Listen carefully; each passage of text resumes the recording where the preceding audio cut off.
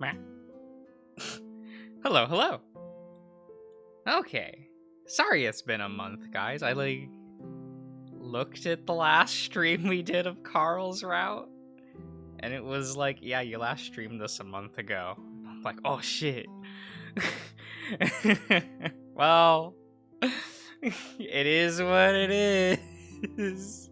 Okay, here, let me pull everything up properly. There we go. Game up. Game.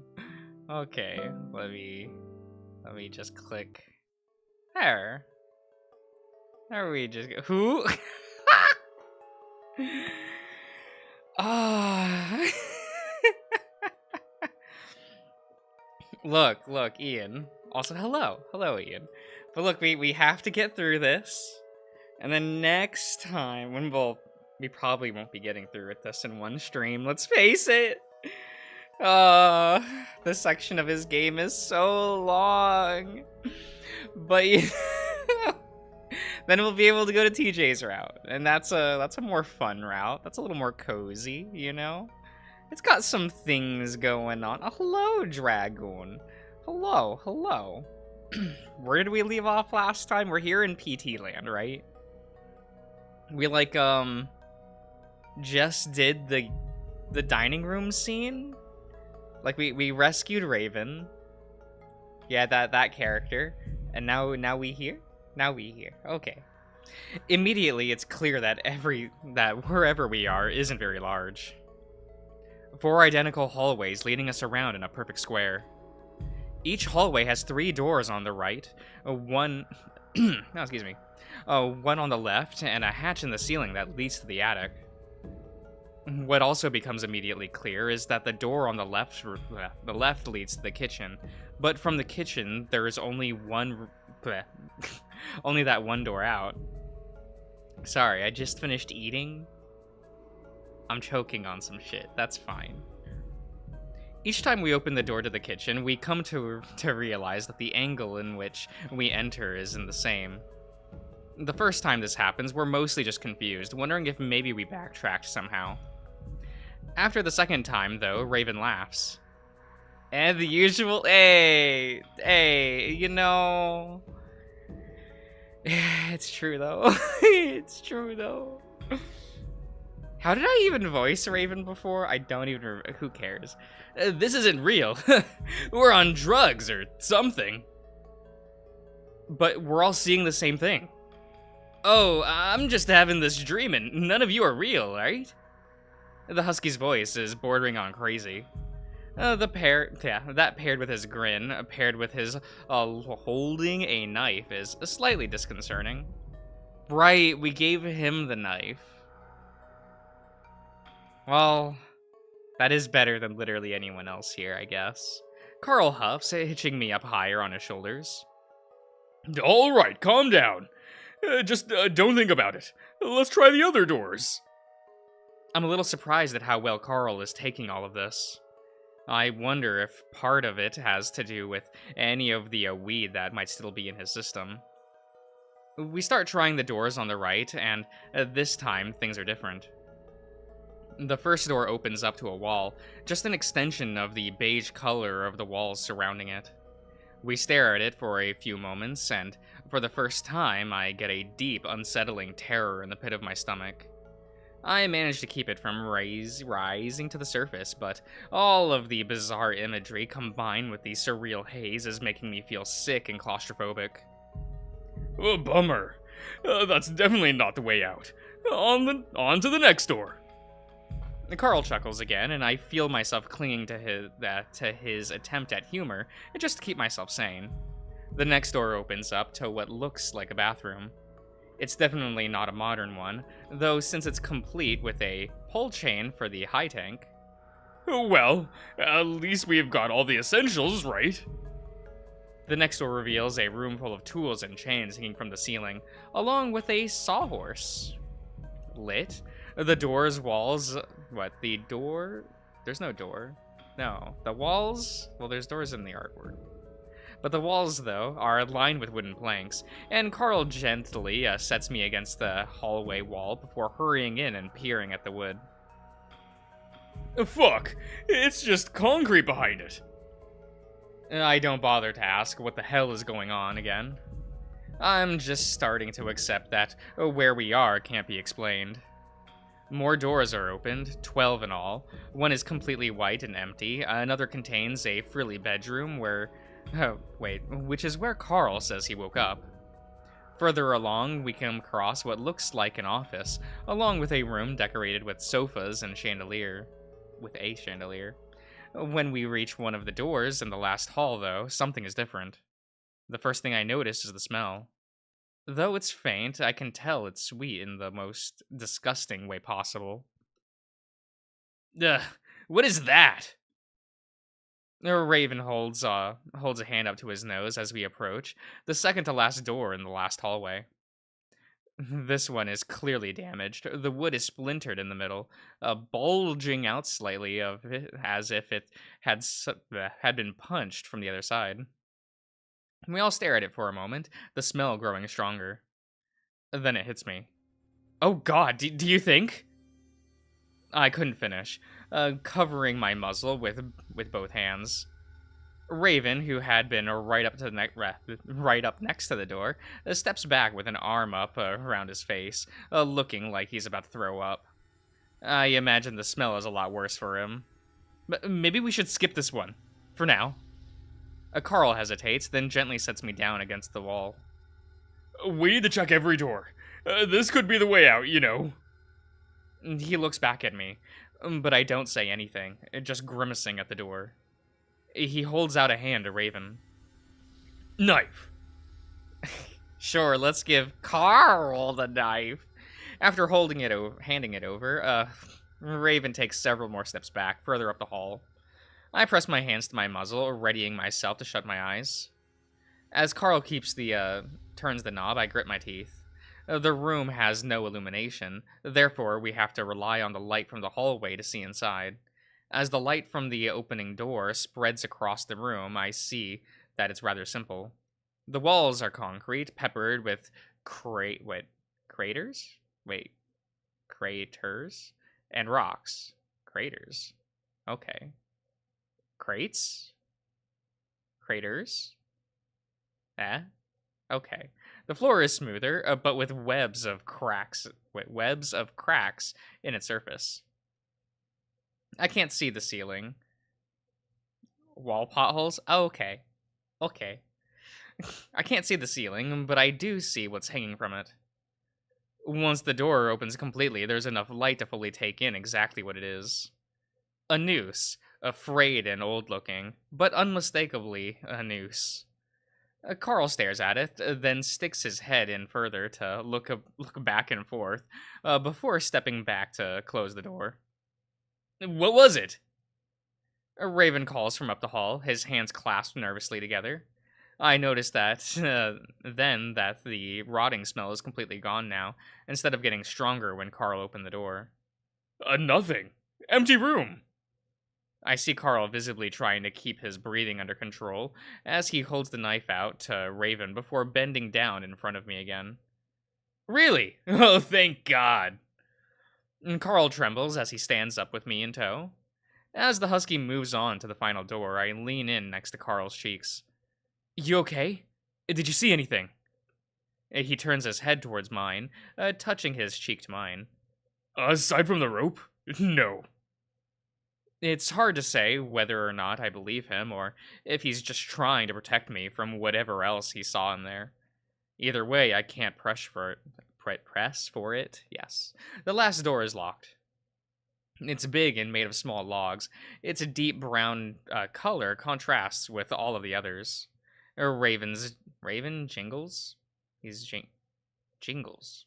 He jingles and jangles. He's got spurs that jingle, jingle, jangle. Was that the lyrics to that? I don't remember.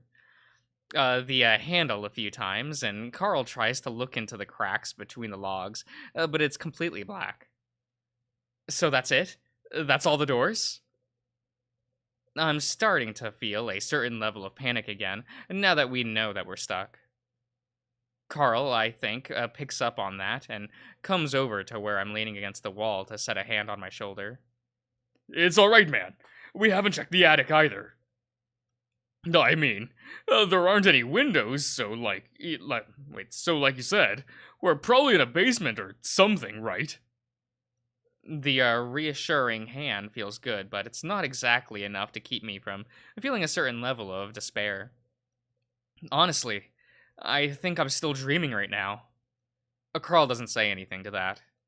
Raven sidles up next to us. Well, a dream or not, I'm still pretty hungry. We both glance at Raven, and I can't help but give a little laugh at the grin on his face. I guess at least for now, it's best to not think about it. Ah, good. We head back to the kitchen, which doesn't take very long because every door on the left leads to it. Very convenient. We all split up and search the many cupboards and drawers of the kitchen for food. We come up mostly empty, only finding silverware and cooking utensils here and there. Because of my injury, I cover a lot less ground, only able to hobble around along the counter, using it as a crutch as I move down a line of cupboards. Even if we were able to find any food, there's no way I'd be able to cook it. The only thing I'd been able to make on my own was a grilled cheese sandwich back when I was in high school. Jesus Christ, Chase. God, this loser. Even then, I almost burned down the house when I dropped a piece of bread on the gas stove. In a panic, I threw the flaming bread across the kitchen into the living room. Lit. I smile at the memory as I open the last cupboard along the wall, and right in front of me is a block of cheese on a glass plate. Next to it is a loaf of bread in plastic bagging and a small square of butter wrapped in wax paper. I stare for a moment, waiting for the food in front of me to disappear. I even blink a few times to be sure. Guys? What's up? You seeing this? What? Cheese, bread, and butter? I stand to the side, and Raven perks up. Oh, you found food! I swear I already checked that cupboard. Raven is next to me a few seconds later, reaching in to take out the food. For a moment, I swear the bread blurs as he pulls it out. I have to shut my eyes for a moment to keep from feeling sick. Ah, hello, Selkie. The drywall sandwich. I love that idea. That you just have these gremlins sitting in the basement, just like eating dirt. That... There's something about that. I feel Carl support me from behind with his hands on my shoulders. Whoa, dude. You alright, Chase? My strange addiction. I grab onto the counter again. Yeah, it's just... Carl waits for a moment. What? I just... I was thinking about grilled cheese, and I opened the cupboard. Like, you just wanted a grilled cheese sandwich really badly, and it popped up? Sort of. Huh. Carl walks up to the bread and bends over, observing it closely. It looks real. It is real. Raven walks up to the cupboard where he had pulled the food from the closet and closes it. Yeah. All right. I'm wishing for a steak. He closes his eyes for a moment, then reaches out to pull the cupboard back open, smiling expectantly. It's empty. Well, grilled cheese isn't bad. Raven moves down the counter to grab one of the pans hanging from the rack. Carl moves over to my side as Raven turns the gas stove on with a... Wait, the click, click, click, click of... Click, click, click, click, click, click, click, click, click, click, click, click, click, click, of the igniter. Dude, I think one of the important things to do right now is to stop questioning this place. We just can't make sense of it. I fold my arms. It has to be a dream. Carl puts an arm around me. Maybe, but dude, I'm just glad I'm not alone here. I nod in agreement. Yeah, I don't think I'd be able to deal with that. Well, let's just take it one step at a time for now, man. I manage a small smile. Are you high right now? Carl laughs. Man, I wish. I hear the sizzling of the melting butter as Raven plops it into the pan. Carl and I go about setting slices of cheese in the bread as Raven starts searing them. The action of making food is enough to calm me down at least a little, and the other two, keeping high spirits, lifts mine. Before long, there are 6 grilled cheese sandwiches stacked on a plate. They look good, and after the first bite, I almost let the food fall out of my mouth. What the fuck? I look over to see Carl and Raven pulling similar faces. It kind of tastes like chalk. You know what chalk tastes like. Yeah, I ate some when I was a kid. He has a point. It's dry and crumbly, almost inedible. He says almost. That means it's edible. Well, it still sort of tastes like grilled cheese. Sort of. I don't think this is food. It's not that bad. Besides, that's all we got. Raven forces another bite, and so does Carl. I can't bring myself to do it. My ankle, the smoke, the dead body smell, and noose. It's all too much for me to deal with right now. I watch Carl and Raven talk back and forth about, and I'm again struck by the surreal. How? Wow, this sentence really got away from me. Again, struck by how surreal this all feels. I think back to the time I first got stoned from a stupid pot muffin. How nothing felt real. How I felt like I wasn't in control. It's like that, only 10 times worse. I wonder if the others feel the same. Is that supposed to be the one short story? Was it a muffin? Was it a muffin? I don't remember. Something ebbs to the surface of my mind, trying to break through the veil of fog shrouding my mind. What are we doing? Are we, why are we sitting here eating when we should be trying to figure out a way to get out of this fucking place? I open my mouth. Ooh, it's the fun noises. It's the fun soundtrack. Yeah. Look, it's everything's fine. It's fine! Oh, I should have gone in and I don't know. Could I have gone into the code and changed this to it's fine?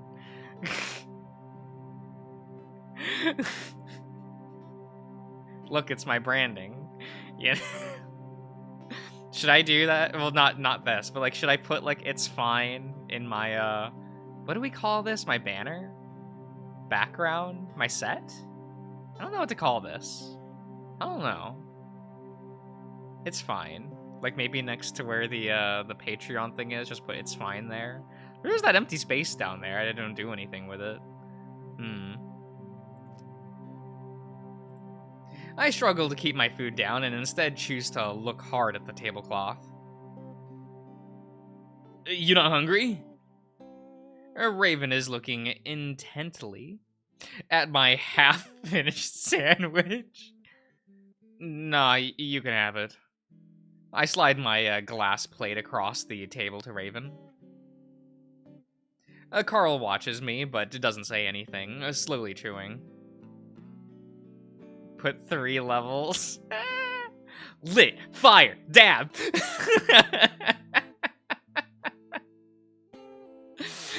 It is what it is, man. I had like an aneurysm earlier today, right?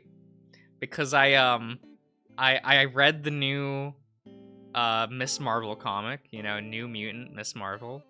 And there's a panel in that comic in which Kamala says, "It is what it is," and I kind of just like had to curl up and die.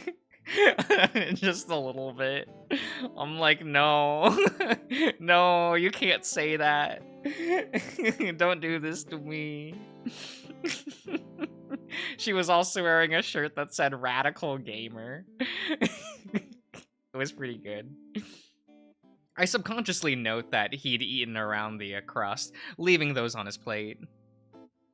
We start discussing what else we might be able to do here, other possibilities on how we could get out.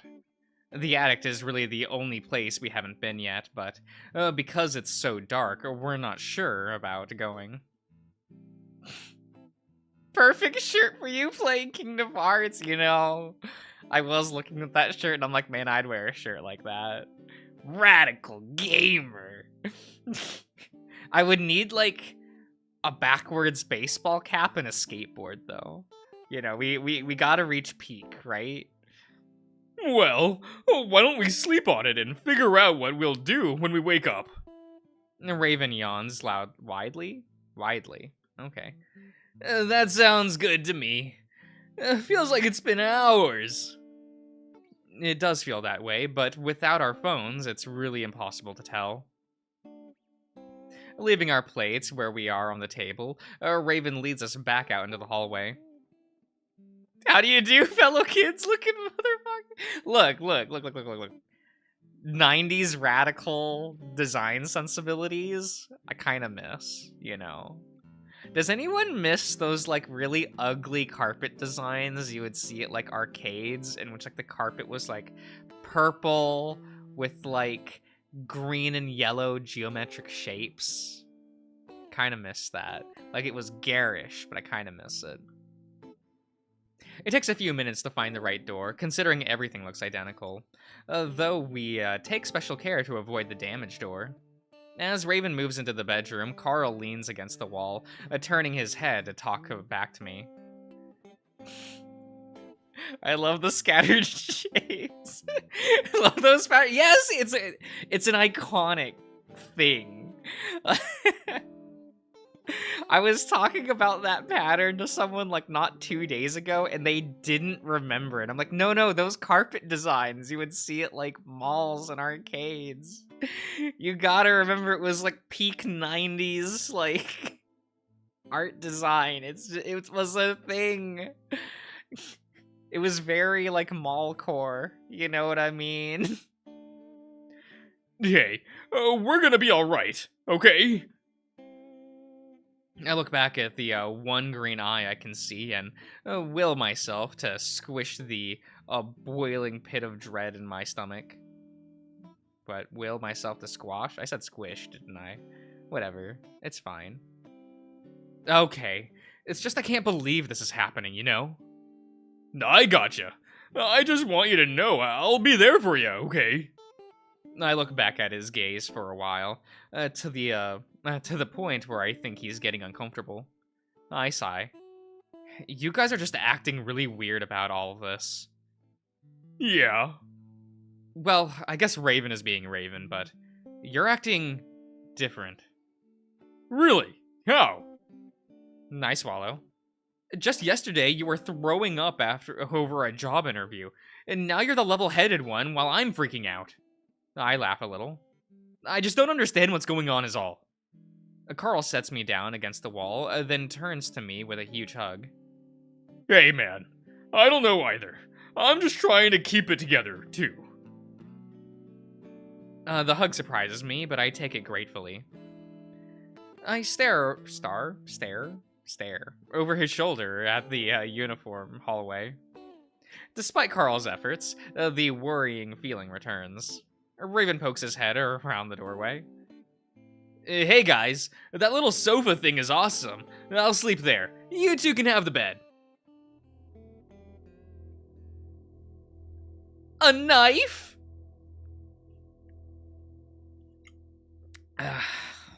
That's my legacy, isn't it? That can't be the most, like, that can't be mine, right? That's not the,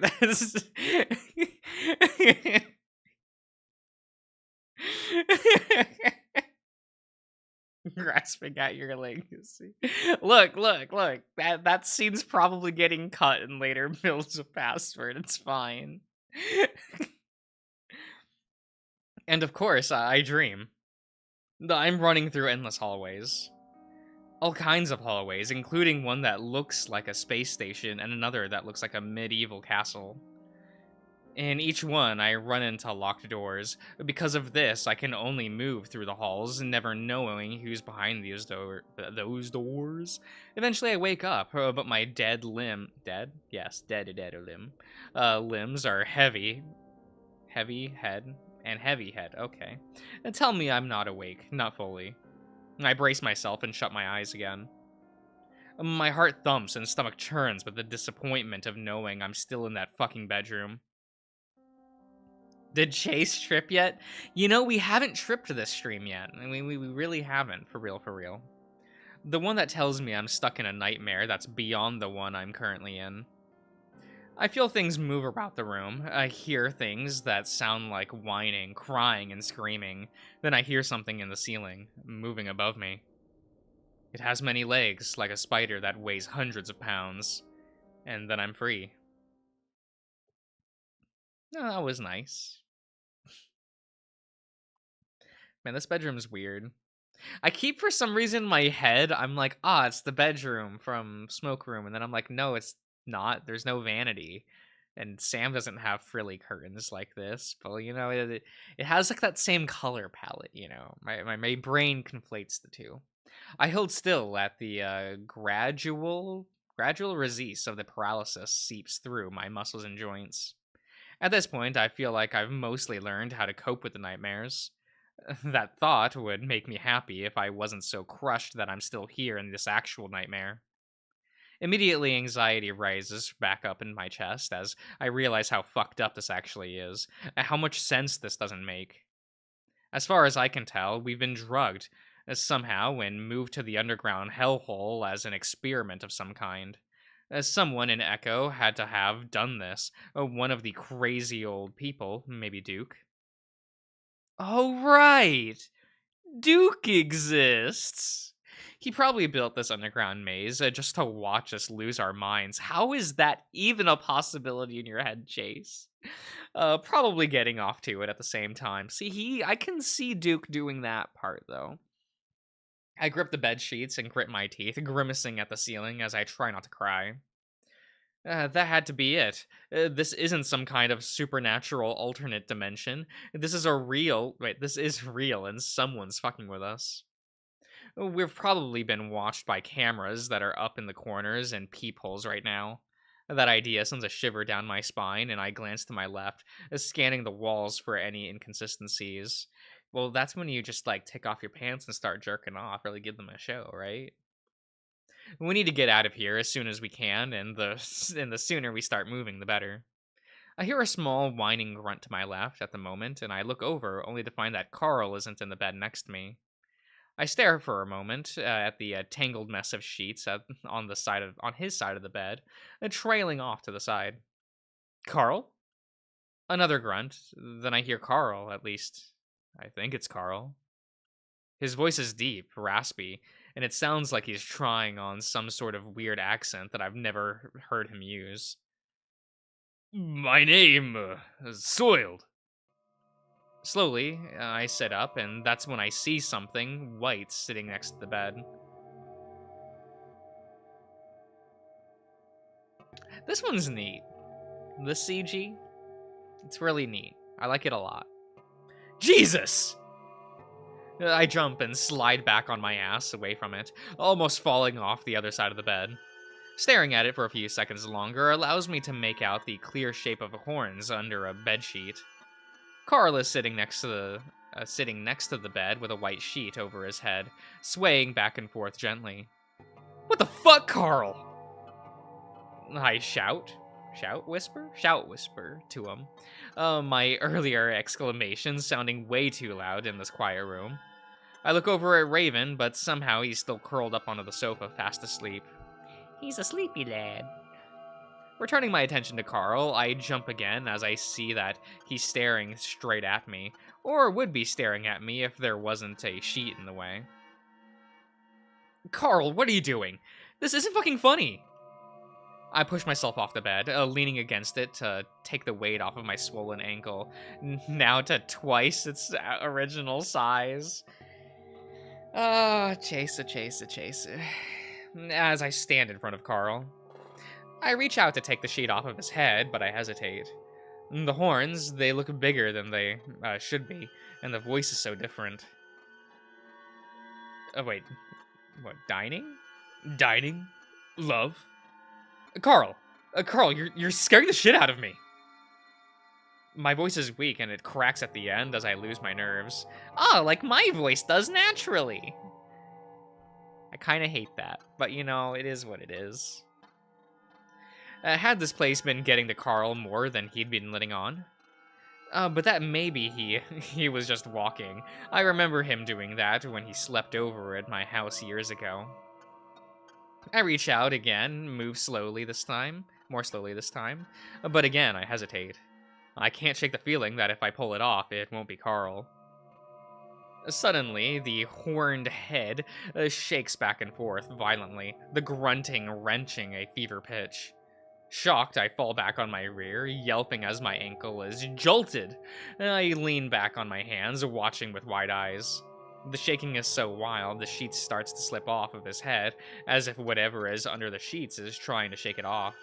I brace myself, watching as the sheets slide slowly from the horns to reveal Carl. Of course it's Carl. He stares back at me with bleary eyes like he's just woken up. I swallow hard. Carl, what are you doing? He's silent for a moment, then finally speaks. I know what to do. Okay. Where are we supposed to be looking? Anywhere, but I know it's here.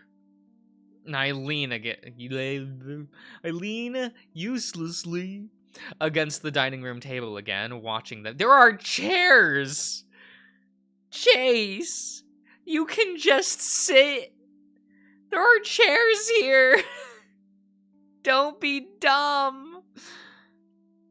I'm biting my lip, trying not to lose my cool, trying to absorb everything Carl had just told me. You said James Hendricks himself came to you in your dream, right?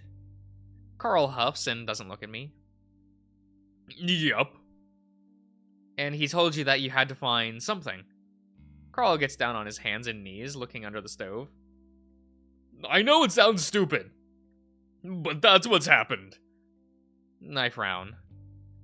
You know, I had a dream about a giant spider crawling through the ceiling, but that doesn't mean that I'm going to be searching around for a spider in the ceiling. But why not?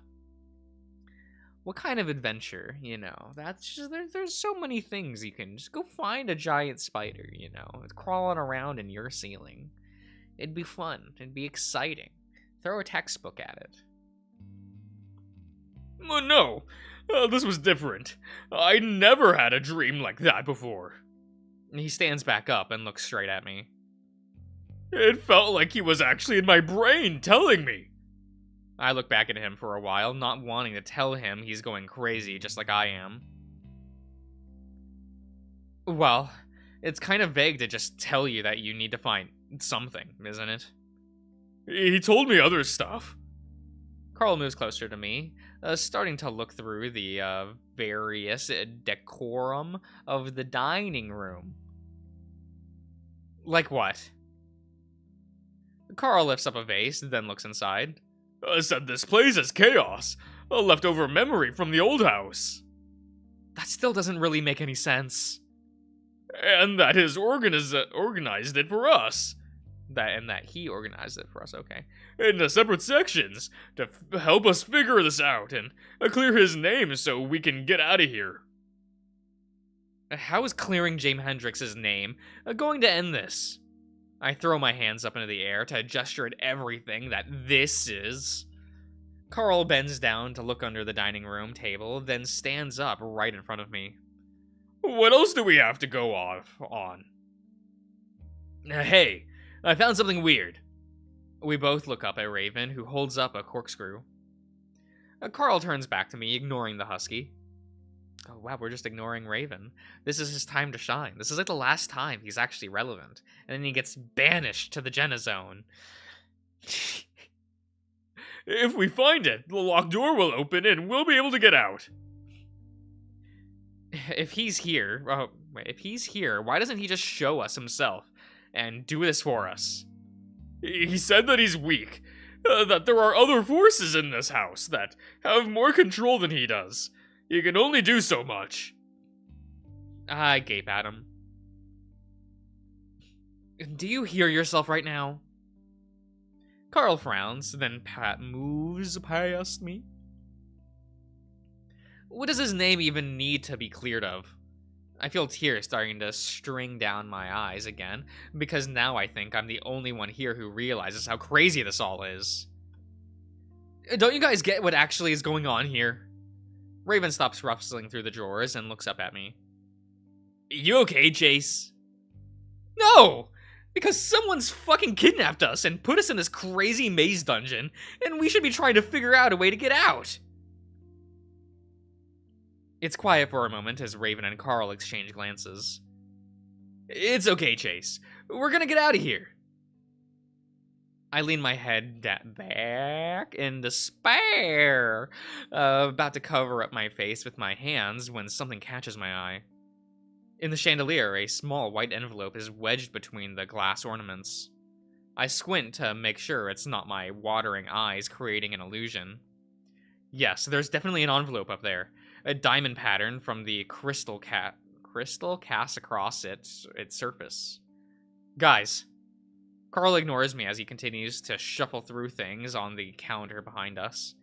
Carl, I found something! I point straight up at the chandelier above me. Carl stops then, finally, and moves next to me, looking up.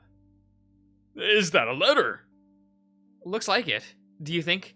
Is that what we're looking for? Carl gets up onto the table, wobbling slightly as he reaches up to pull the envelope from the crystal.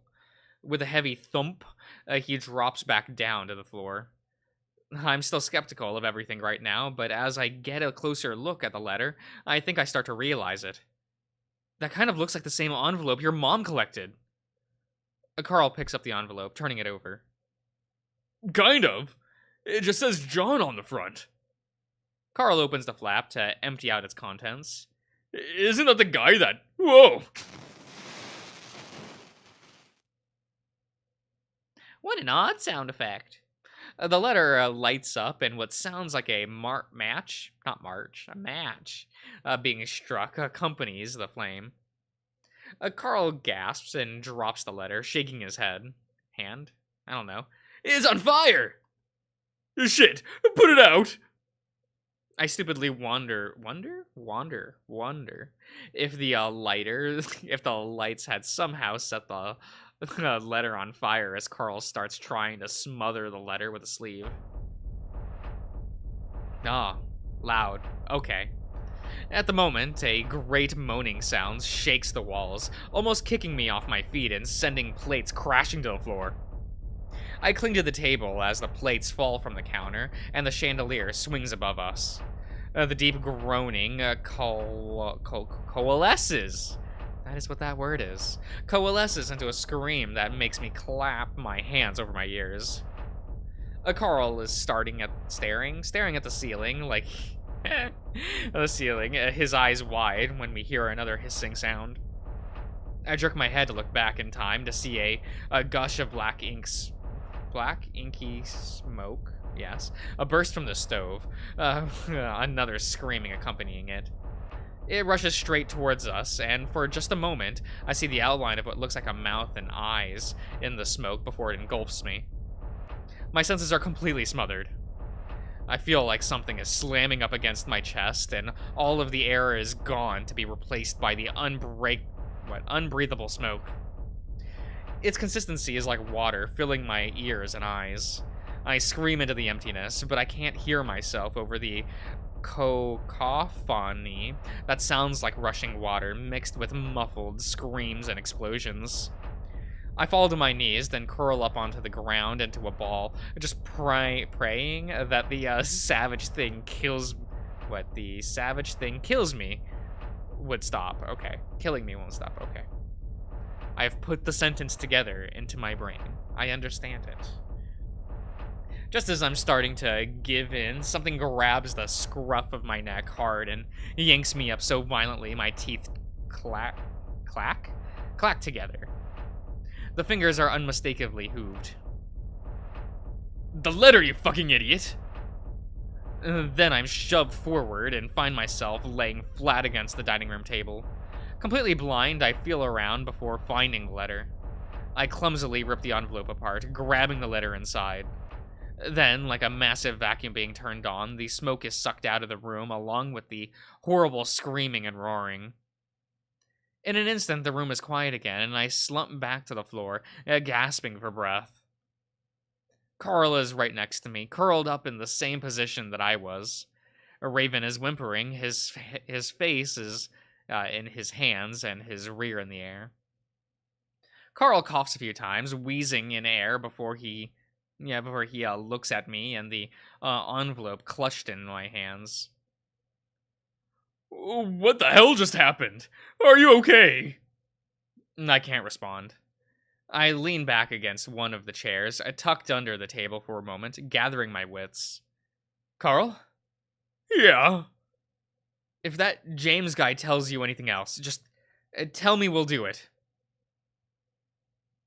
Just tell me and we'll do it, sorry. Carl breathes heavily in response. Raven, you okay? Raven sits a few feet in front of us on his knees, a tongue hanging out of his gas as he gasps. Okay. Good. You know that's what I saw yesterday. Yeah, I gathered that.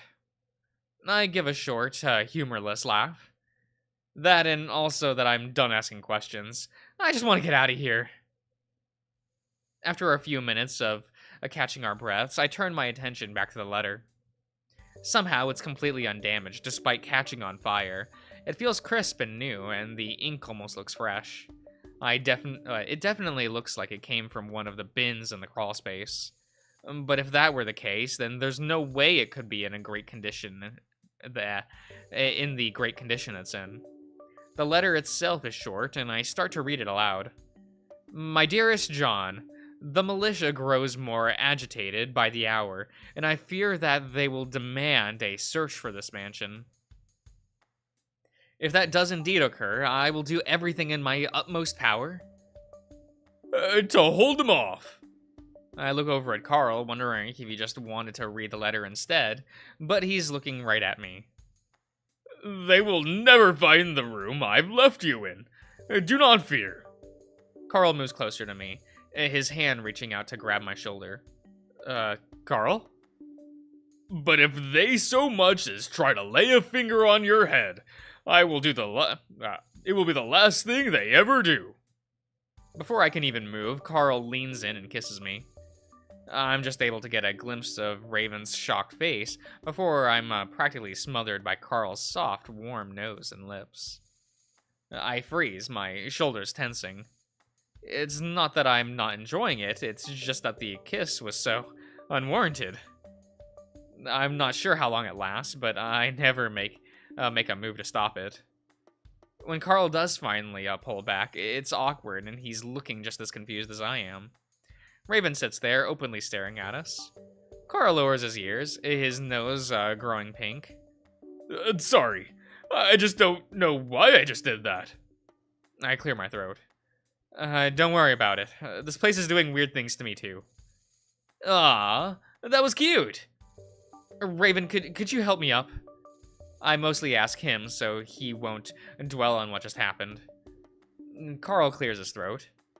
Well, I think the door's open now. Let's go check. Well, we make our way slowly down the hall, Raven just behind us. I lean in closer to Carl's ear so the husky can't hear. So, was that really you? Or did your great whatever take control again? I don't know. I think I was still in control. It just felt like the right thing to do, you know. It looked like you already knew what the letter said. Yeah. I wait for him to go on, but he doesn't.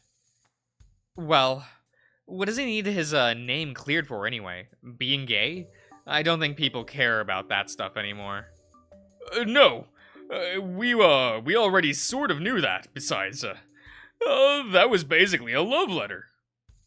So what is it that he thinks about, he thinks has ruined his legacy? Carl thinks. I guess the idea that he just allowed his lover to die. I think people believe that he sort of just left John to die. Didn't really try to save him.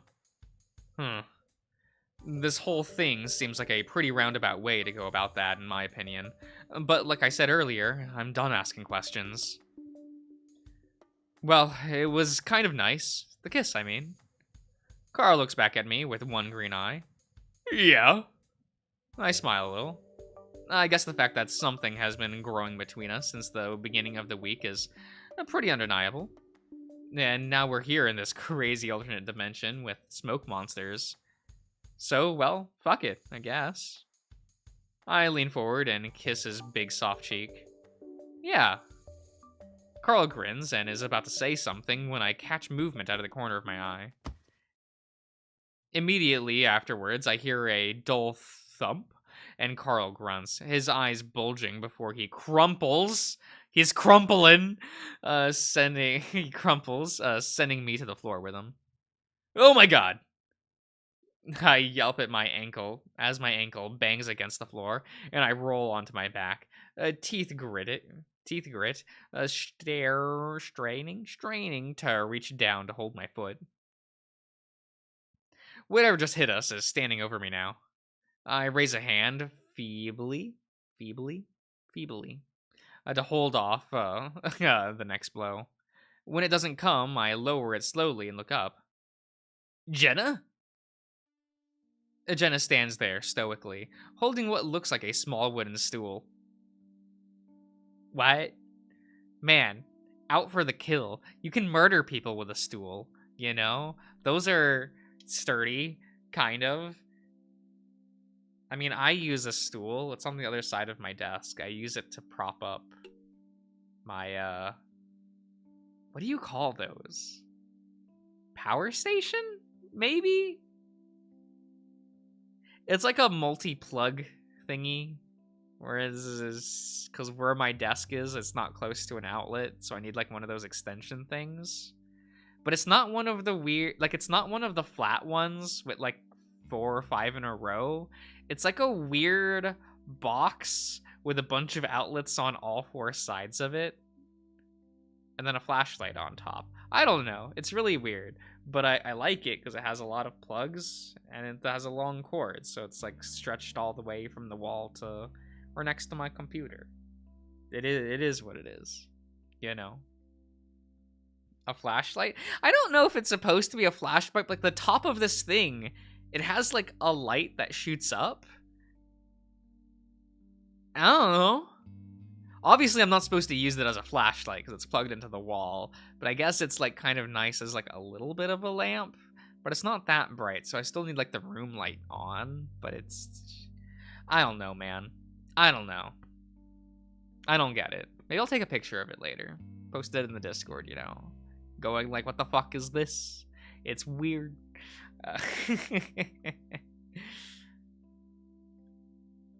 Jenna? What? How did you get here? Jenna slowly sets the stool down, slowly seeming to recognize me. I lean forward to feel my ankle. The pain radiating from it is sorry, I'm grabbing some Tylenol real quick. That's fine. We'll just move that over there. The pain radiating from it, like in hot pulses. Chase, are you okay? What happened to your leg? I sprained it. Hey, Jenna, it's been a while. I look over at Carl, who's still curled up onto his side, his arms wrapped around himself. Carl, you okay? Then to Jenna. Did you hit him? Jenna walks past Carl and crouches down next to my leg. This looks real bad. Yeah, Carl, are you okay? Yeah, he's fine. Carl grunts and turns over to face us. A hand is on his chest. Jenna, what the fuck was that? Jenna looks at my ankle a while longer before standing up and looking around. When it doesn't look like she is going to answer, Carl sits up. How did you find us here?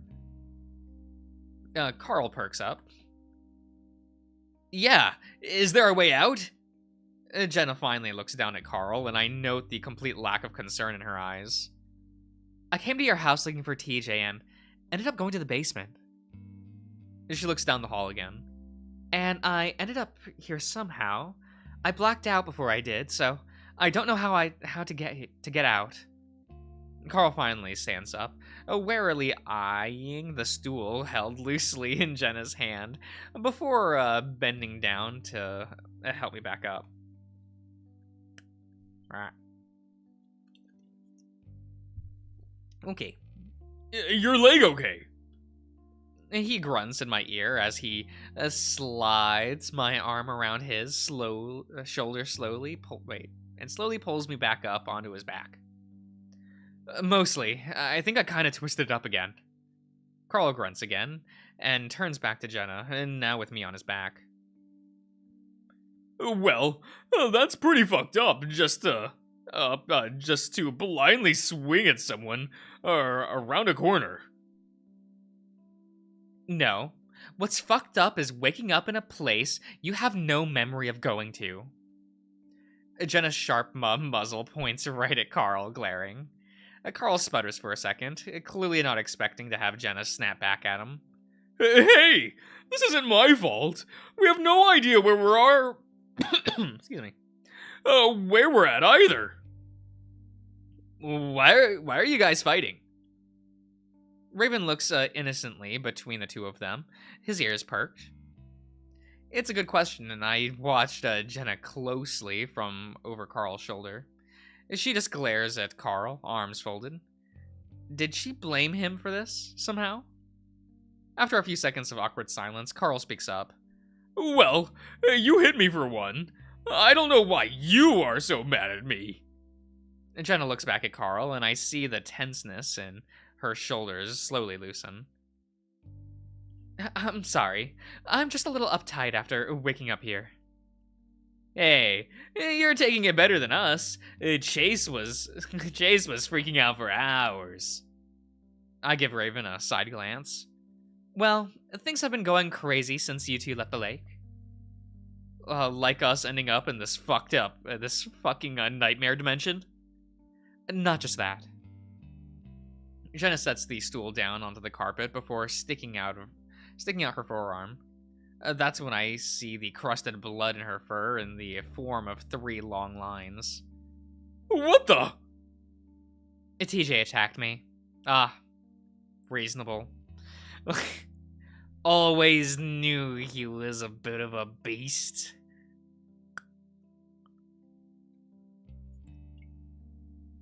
You know what I mean? What? The sentence doesn't seem to fit together. And TJ attacked? Why? I have no idea. The faraway, vacant look Jenna had in her eyes earlier is fading to be replaced by a more concerned expression I better know her for. He's been losing it ever since Flynn tried to grab him at the lake. I start to feel a little sick to my stomach. Why? He wouldn't tell me. He was just acting anxious. I kept looking over his shoulder. But isn't he sort of like that most of the time? Jenna folds her arms, then shakes her head. No, he kept looking around, kept saying he was seeing things.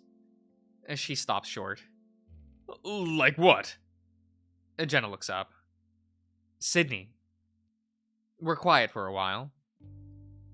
It seems all of the rumors about the town are true. Everyone is crazy.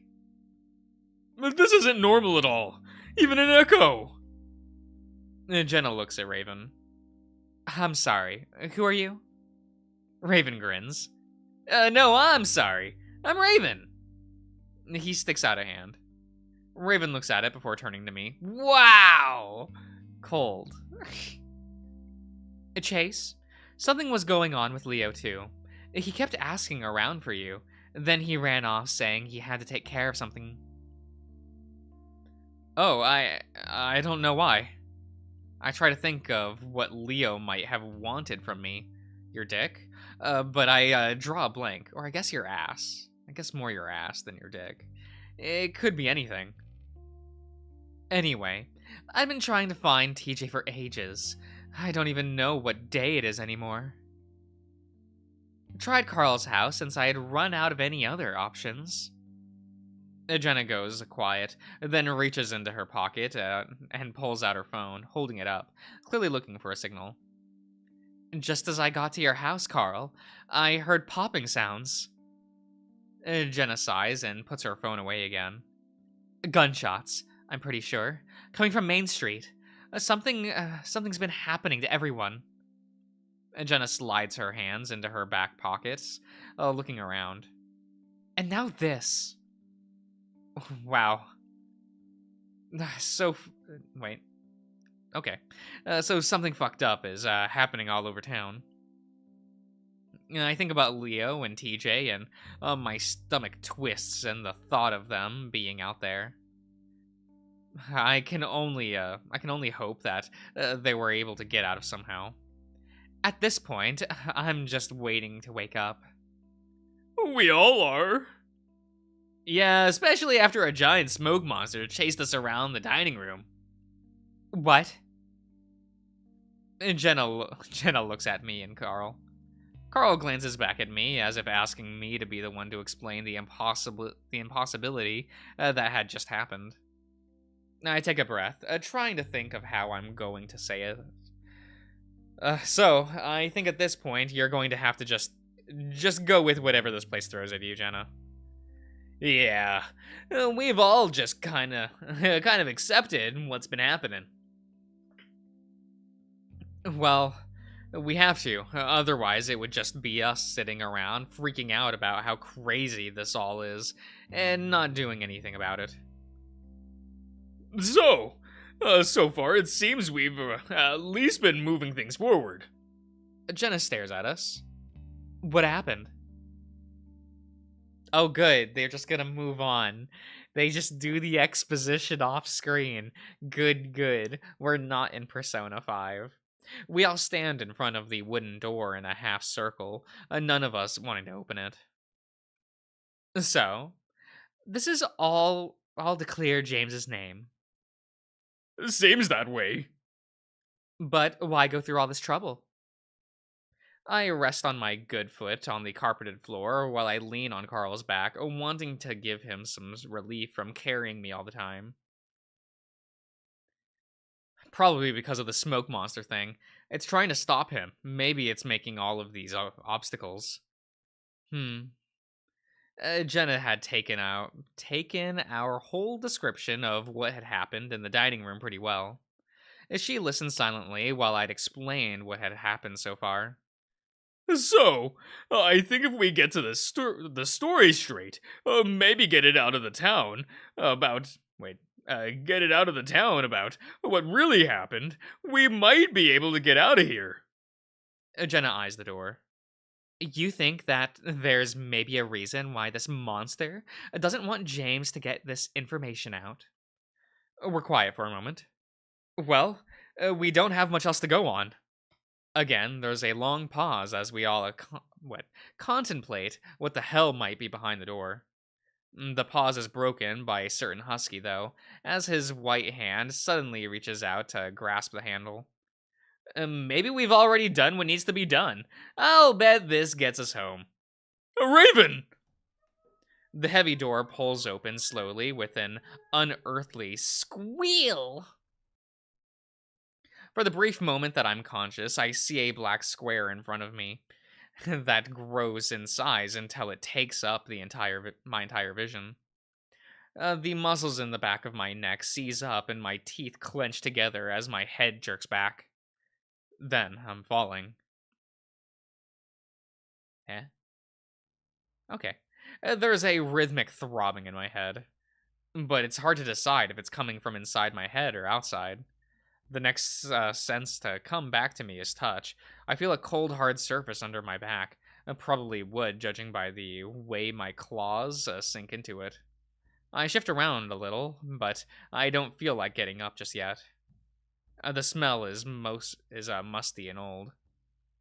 I'm reminded of my grandpa's wooden shed, a place I'd often go when I play hide and seek. The drumming sound continues, and the rhythm makes me think that it's definitely coming from outside my body. It sounds tribal, in a way. Where am I? On the edges of my memory are troubling images of endless halls and rooms, the smell of decay, and a noose. But I feel like if I block it out, and just go back to sleep, I can erase all of it. I almost succeed, but then something brings me right back to my reverie. Carl? Jace? I grimace, the voice reminding me of something dark and cloudy. Help! The much louder yelp that follows has me rolling to my side, cracking my eyes open blearily. Ah, good, good. I'm in the dark room, very dark, the only source of light coming from what looks like a candle on the bedside table. A large bed sits next to it. I'm laying near the foot of this bed, and opposite me, I can barely make out a wall next to which is a wooden box. Help! A raven plaintive moan forces me to my feet, my joints cracking uncomfortably. As I drag my right foot up to stand next to me, a blinding pain flashes up my leg, sending bright white across my vision. I let out a muffled scream of pain behind my clenched teeth, closing my eyes as I wait for it to subside. Memories are starting to flow back to me. There's a doorway in front of me, and I start to make my way towards it, hopping slowly on my left foot, holding the right off the ground.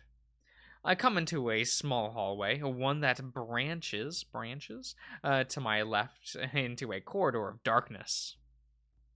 What's that smell? It's darkness. Right in front of me, however, is a set of chairs. That's not a chair. That's stairs. Stairs, not chairs. Some stairs. Okay. A light glows at the bottom, and I'm pretty sure that's where Raven's voice is coming from. In fact, I'm pretty sure I can hear other voices coming from there as well. I look down at my ankle, wincing as I see that it's gotten even bigger, more than twice its original size. I'm starting to think that it's more than a sprain. And as I make my way down the stairs, cringing, with every light hop, my stomach starts to sink. I remember now the weird mansion that we were just in, the doors and hallways and the smoke monster, and the door we just went through. Whatever's happening to us isn't over yet. When I reach the bottom of the stairs, I find Jenna and Carl standing around a tall wooden wardrobe. As I stand there, breathing heavily, Carl turns to see me. Chase! He immediately rushes to my side, his hooves clopping loudly against the wooden floor. I think he's simply coming over to support me, but he wraps me up in a hug. God, I think I keep worrying that one of us is gonna disappear. I'm glad you're here. Yeah, I'm fine. I was upstairs in a bedroom, I think. The anxiety I'm feeling over the whole situation goes away just a little, absorbed into the soft warmth of Carl's body. Over Carl's shoulder, I can see Jenna watching us, her eyes narrowed, expression dark. I'm about to ask her what's wrong when I hear a loud bang from inside the wardrobe. Guys, are you still there? I think something touched me. Jenna turns back to the wardrobe, silent for a moment. Then bends down to look at something. I can't believe these two are just here, and they're just ignoring Raven. Like, I realize he's not the most memorable character, but like, he's still there. You know, like Carl still thinks. Well, I guess neither of them think of him as a friend, but that's still weird. Just leaving him in there, you know. Like he's locked up like oh, what's his name from Resident Evil 4? Was it Lewis? You find him in a wardrobe, right? Like locked in one? Or am I crazy? Am I crazy? Yeah. Guys, I hear a metallic click, and then Jenna jumps back as one of the doors swing open, and a black and white blur falls out like a rock. Raven face plants neatly into the wooden floor. He stays there for a moment, moaning into the planks before Jenna bends over to help him up. Sorry. Are you okay? Yeah. I just felt like something grabbed me. I look back up into the wooden wardrobe to find a very bare and empty wooden compartment. I'm inclined to believe him, though, after everything that's happened. Where are we? It's a good question, and now that the excitement over, I take the opportunity to, oh, I understand. I take the opportunity to look around the room as well. Yes. Am I gonna cough? No. Yes. No. Okay. Everything is wooden. The floor. Oh, okay. There it was. Okay. The walls, floor, ceiling. There's a large rug on the floor. Is it also wooden? Covered in colorful patterns and shapes. Would you have a wooden rug, guys? I think that'd be fun. Would be terrible to move around, but you know. It reminds me of the art projects we do in elementary when learning about the natives. There's a big stone fireplace and two rugs covered chairs in front of it. Jenna gingerly shuts the wardrobe. So, a log cabin. Does everyone remember where we were before? Yeah, that mansion place. So, we're still stuck in this dimension thing. I sigh, rubbing my face with one hand while I lean against Carl with the other. I'd long ago given up on trying to figure out exactly what the hell is going on. Like Carl said earlier, we just have to keep moving and hope we get out of here. What's that sound? The drumming that I had thought was coming from inside my head had started up again. Drums? The husky moves towards the wall, which consists of several logs stacked horizontally on top of each other.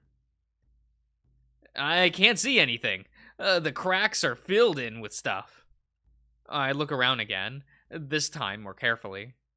Right in front of me is a large log door, not unlike the one we initially came through. On my left side, separated by the chairs, is what looks like the kitchen side of the room. In it, there's a small table with 2 chairs on either side. There is also a big black wooden stove. Yeah, wood-burning stove, sorry. Not just a wooden stove. Would you trust a wooden stove? I think I would try to trust a wooden stove. Next to a few shelves, which are full of pots and pans. Various tools and furniture clutter up the rooms. And there's a window. I pointed out to Carl. Oh, look, let's try to see out there. See out through there. Yes. Carl posed me into a familiar position on his back before clopping over to the window. The sound's a bit louder with my added weight. Jenna and Raven follow behind. There's a ledge next to the window, thankfully, and Carl lets me sit on it. I turn to look out the window while the others crowd around me, resting their hands on the wooden bench. The first thing I notice is a flickering light in the distance, about 100 yards away. Shadows from rocks and bushes dance about with the movement of the illumination. Yes. It's definitely a fire, a large one, probably a bonfire. The blackness around the fire is unnatural, though, just like what I saw through the window in the mansion. It's inky and thick, and has the oppressive air of almost being alive. No other lights come from what I presume to be the sky, the fire being the only signal that anything exists outside the cabin. A fire! Raven says, redundantly. The drumming. It's coming from it. Carl reaches out, but his hands look to immediately press against something. I reach out too and feel a solid flat surface where a pane of glass might be set up, but it's clear there's nothing visible there. Observe, accept, move on. Hey, look! I look up in time to see something dark flash across the fire. It disappears into the darkness to the right of the flame, though. What was that? Maybe it was a tumbleweed or something. No, it was jumping, whatever it was. I feel a prickling along my neck, and now I'm not really into the idea of just staring out into the darkness. But then it happens again, and I see what Jenna's saying. The dark shape starts to the left side of the bonfire before passing in front of it. I get a brief impression of a tail and ears, legs and arms pumping as if jogging in place. It moves past the flames, then disappears into the darkness again. Something's out there. We continue to watch, but the drumbeat dies down, and after a minute, it's clear nothing's moving around out there anymore. What was that? Well, Carl glances at Jenna. The drumbeat sounds kind of native, don't you think? He's clearly waiting for Jenna to confirm. Maybe. There's an awkward silence between before Carl coughs. Well, let's think. We were able to get out of the mansion until we weren't able to get out of the mansion until we found that letter, right? He looks at me. Yeah. I respond automatically. Well, if that's the case, then maybe we have to find something here, right? I guess that makes sense. But what are we supposed to find? Another letter? Yeah, didn't someone tell you about finding something that it would open the door? Yeah. And I think it makes sense that whoever set this up would do it in the same way, right? I sigh, stop staring at the window, my back sore from the twisting motion. I sit up straight onto the bench and look back into the cabin. Well, yeah. Well, if we're supposed to find another letter, there's a bunch of places to hide it. Maybe we should try the door first. Jenna walks over to the door and looks it up and down before reaching out to the side of the back of the rusty vault. To my surprise, it moves with only a little resistance. Are we sure we want to go out there? I mean, we don't know who that is running around. A keyblade. Some say the Kai blade, you know. We need to find the key, you know. Next is the game that has that distinction. I hope you're all okay. Where you have the keyblade and the keyblade, and they are separate things. They're spelled differently, though. That'll be the next game we stream in the Kingdom Hearts saga. It is as bad as that sounds. Jenna hesitates. Then heaves back on the door, but it doesn't budge, not even an inch. Jenna sighs. Raven bounds up next to Jenna before enthusiastically yanking back on the handle as well. Hello, Shirasu. Again, the door holds fast. Of course.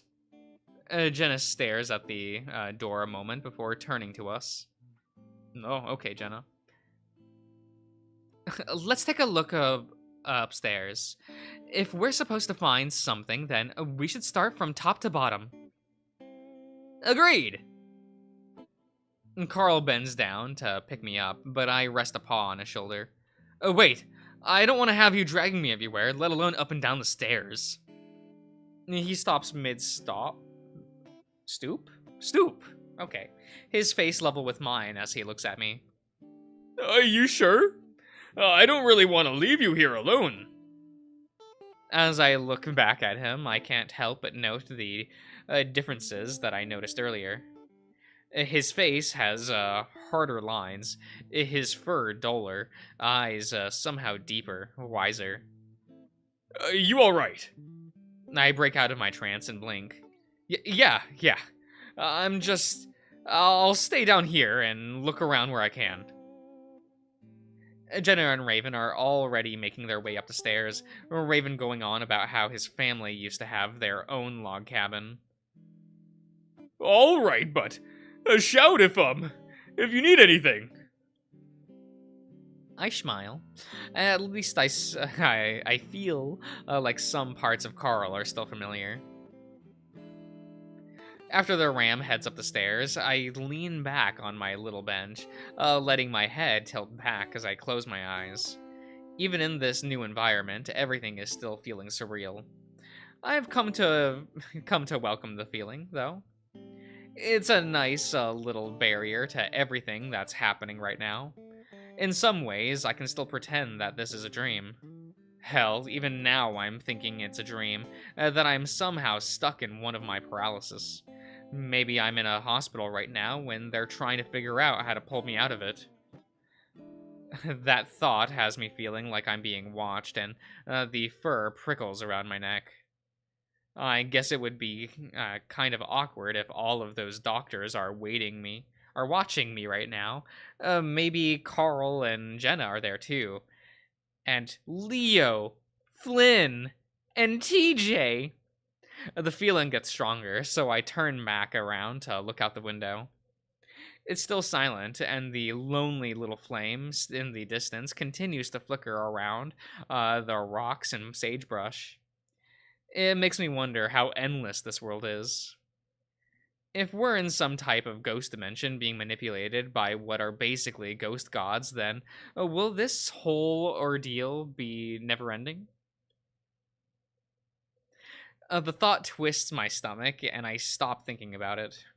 I turn back around and force my eyes to start scanning the kitchen from top to bottom, looking for something, anything that might stand out. I assume I'm looking for a letter. But again, if the rules are limitless in this world, then there's no telling what it might be that we're supposed to be we're supposed to find next. Sorry. I think about vocally asking James or whoever the hell it is for some help. Maybe some kind of hint at least, but that there's no way I'm gonna do that without the others with me. I'm thinking about pushing off the bench and start limping around the kitchen when a small scratching sound catches my attention. I hold still, then lean back, tilting my ear toward the sound. It's muffled and a bit distant, but it's coming from directly to my left. Is it happening on the outside of the cabin? My fur prickles, and I think about calling Carl. I can hear the three of them stomping around, talking to each other in muffled voices from upstairs. I turn around again, this time a little more tentatively. The dancing bonfire continues to glow quietly, no more movement aside from the shadows. This time, a rustling sound comes from that same spot, and I instinctively turn my eyes into its direction. Carl? I raise my voice only a little bit, but their conversation carries on upstairs as if I haven't said anything.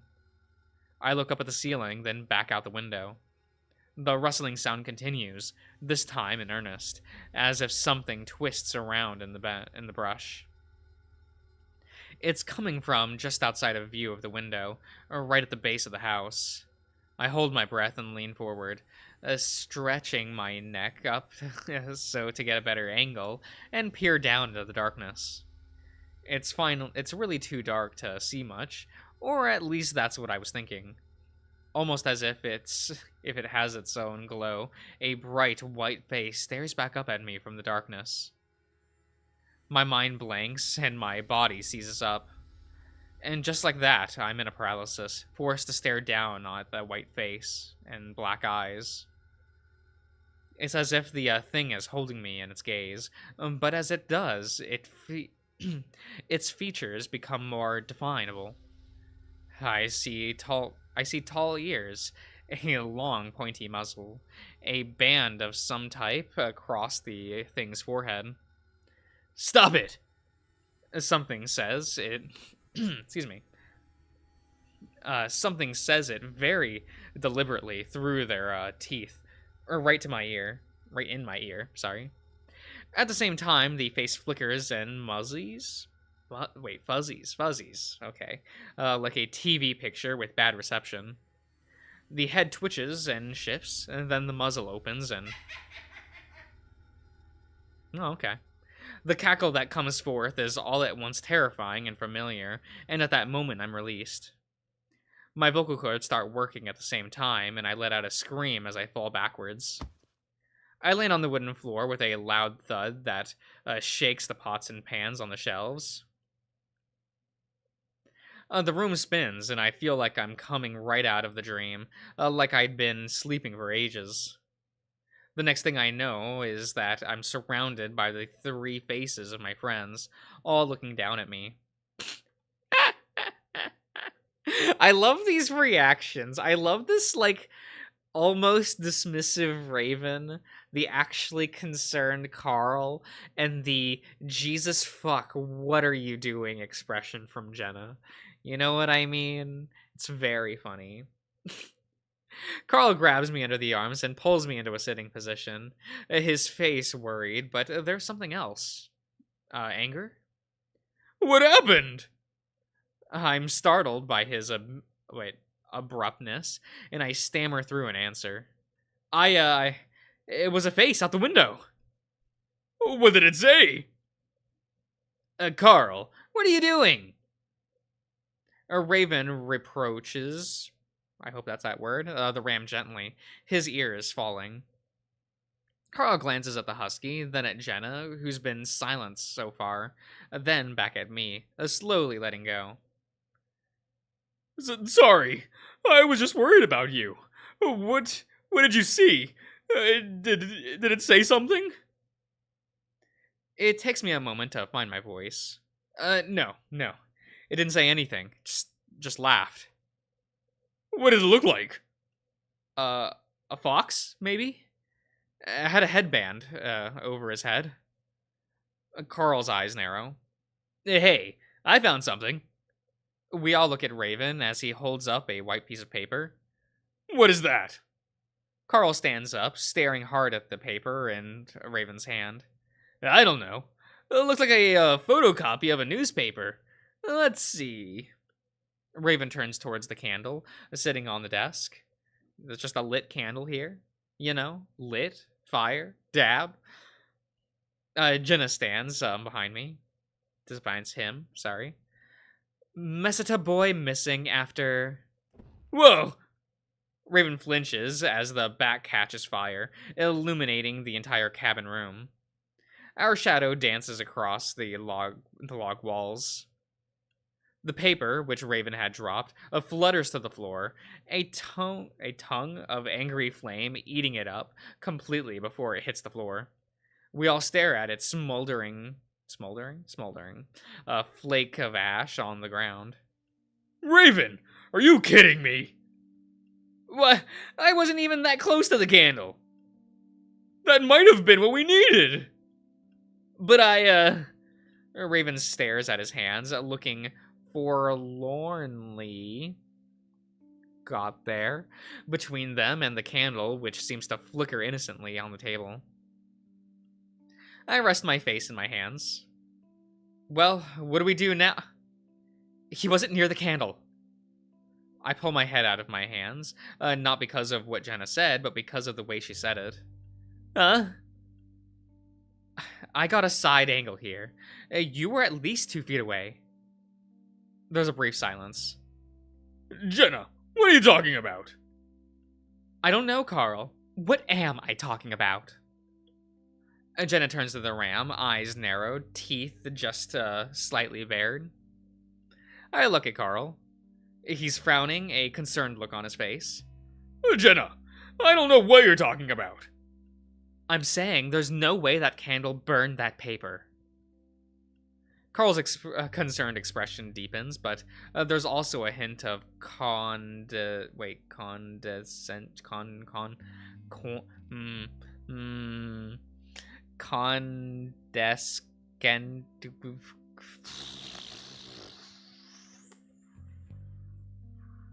How's this pronounced? Condescension? Condescension? Condescension. Condescension. Condescension. Yes. Yes. What else could have done it, Jenna? This time, the silence is heavy. I'm baffled by the interaction they've been having so far, and judging by the look on Raven's face, so is he. Hey guys, I'm sorry I burned it, but maybe we can figure something out from the title, Meseta boy missing? I look at Jenna. Oh, yeah, Meseta, isn't that your tribe, or...? Yep.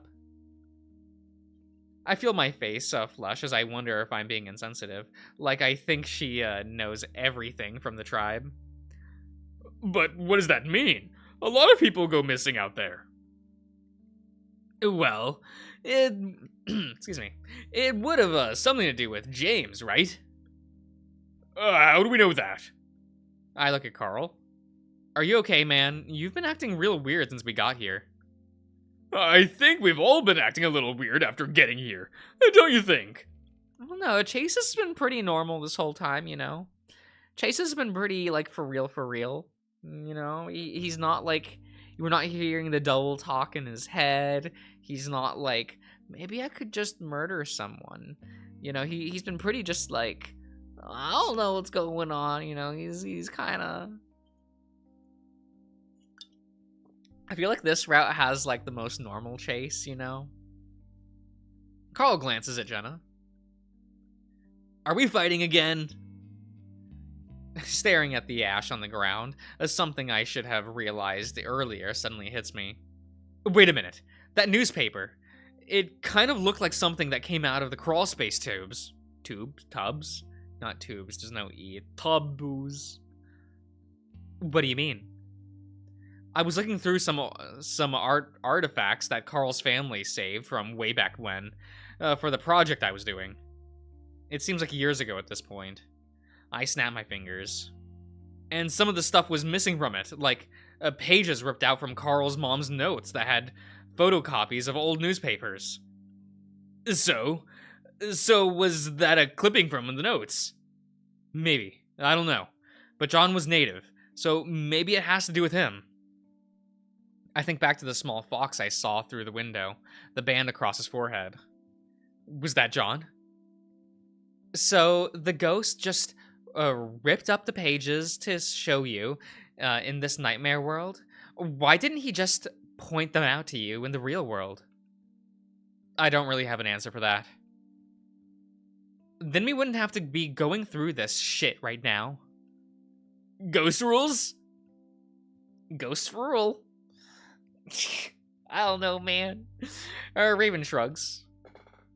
Yeah. And what if that was our key out of here? Well, they couldn't just leave us here, right? We don't know anything about where we are or what these things are capable of. So, what now? Just sit around and wait for something else to happen? Carl shrugs. Suddenly sighs. Not shrugs. Suddenly. Well, I'm gonna look around some more. You guys do whatever you want. Again, I'm taken aback by Carl's demeanor. I've never seen him act this way before. It's like he's a different person. Without another word, he turns on his hoof and walks away. Oh, right. There are like 3 backgrounds here. Amazing. Over the next several hours, we search the cabin from top to bottom. I hobble around the ground, looking carefully, careful not to look out the window, even when the drumming starts up again at a few points. I check all of the shelves under the chairs and tables, in the stove, in the pantry, between the cracks in the walls and floor. We don't find anything. At some point, I almost topple over from dozing off, and that's when we call off the search. There's some discussion as to where we should sleep if we should do it in shifts. Jenna suggests she stay up downstairs while the rest of us sleep, just in case something else happens. Carl suggests that I sleep in the bed upstairs because of my leg, and I have to agree with him because I'm a selfish bitch. I want the bed. Raven stays downstairs with Jenna, making himself comfortable in one of the chairs. As Carl hobbles up the stairs with me on his back, Jenna watches us the whole way. I sit on the bed, watching as Carl moves about the room, looking behind the shelves and under the bed. Carl, I hate to ask again, but are you okay? Uh-huh. He looks back at me. Yeah, I'm fine. I just want to make sure everything is safe for you. Thanks. It's just that you seem different, I guess. Carl looks at the ceiling, seemingly thinking. It's difficult to make him out in the darkness. Just like when he had a sheet over his head, I get the weird feeling that who I'm looking at might not be Carl. I think I'm just that. It's just that, I think it's just that this has made me grow up. I realize now how useless I've been. This is sort of an opportunity for me to actually do something. Help people, you know. Yeah? It sounds nice, but I can't get rid of that nagging feeling that something is off. It's in the way that he talks, the way he moves, right down to his facial expressions. I swing my legs gingerly onto the bed and lay back. Carl comes over to sit on the other side. Gonna sleep here too? Yeah. You need me to get around, so I'm gonna be by your side as much as possible. Alright, thanks. As we lay awkwardly on the back for a moment. on our backs for a moment, Carl suddenly turns to the side and pulls me into his chest. I'm surprised, and turn instinctively so that he's spooning me. I guess it makes sense after our semi-confession back in the mansion. He nuzzles my neck, but again, the action is weirdly unnatural. Even with his big warm body next to me, it takes me a long time to fall asleep. Oh. I open my eyes, and blurrily I can make out the dark cabin room. My heart sinks again and realize where I'm at, but it's more subdued this time. Ah, hello, Michael. I guess I'm getting used to my new life.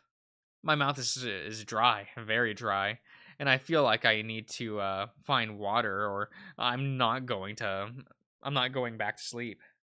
I sit up. Carl's back moved back to his side of the bed at this point, laying on his back, snoring. Quietly, I get out of bed, wincing at how creaky the floorboards are.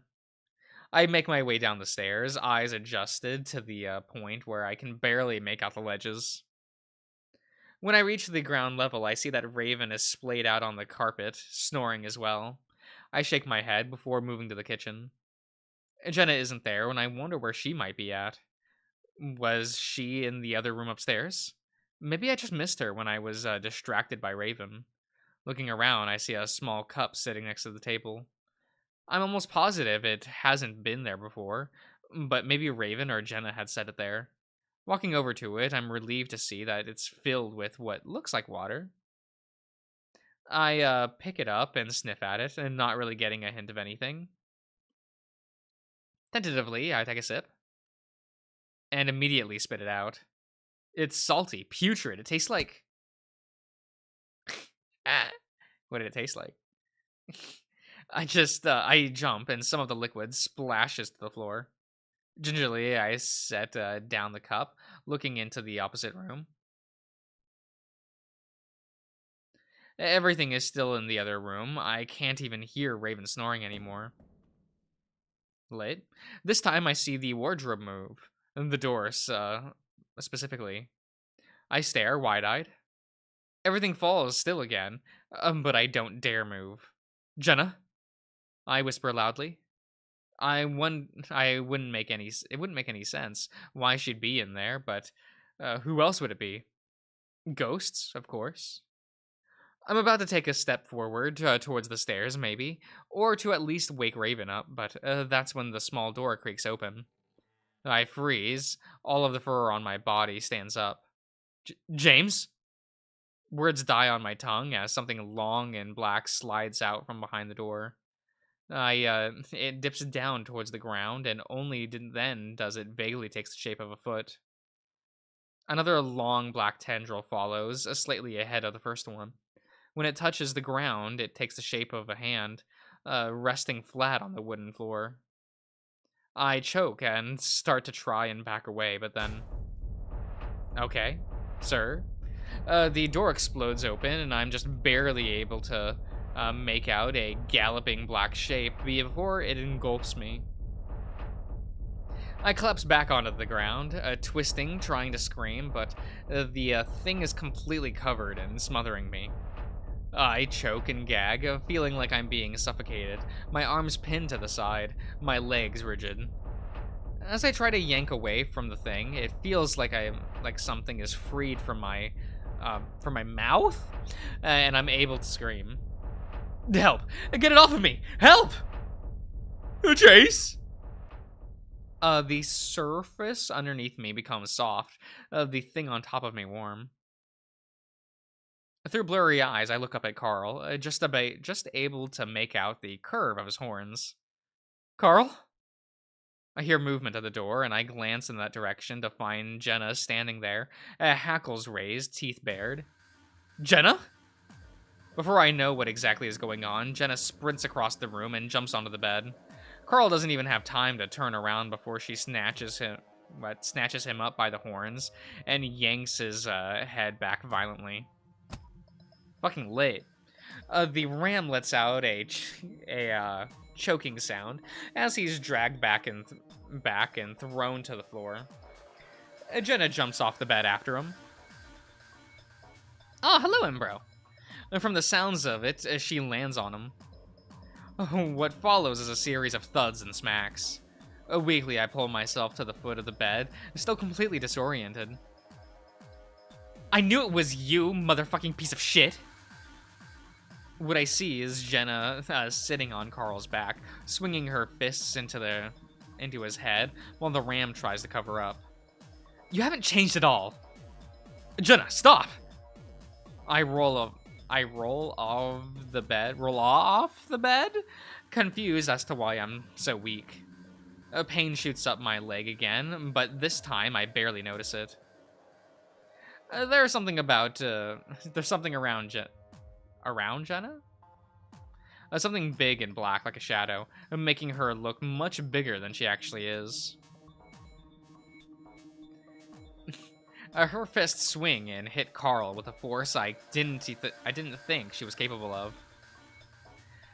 Then she grabs Carl by the horns again and yanks back before slamming his face back into the floor. Jenna! I lunge forward, trying to put myself between the two of them. Underneath me, Carl has grown limp. And just like Jenna, there's something black and shadowy around him as well, but it's fading, moving away. Jenna's still trying to get to Carl, reaching around me and snarling in my ear, a sound that makes my fur stand on end. Then she's gone. Now I look to my left and see Jenna being drawn back by Raven, his eyes wide with shock. What are you doing? Jenna struggles in the husky's grasp. I saw him. He was trying to fuck the otter. The otter? Jenna, stop.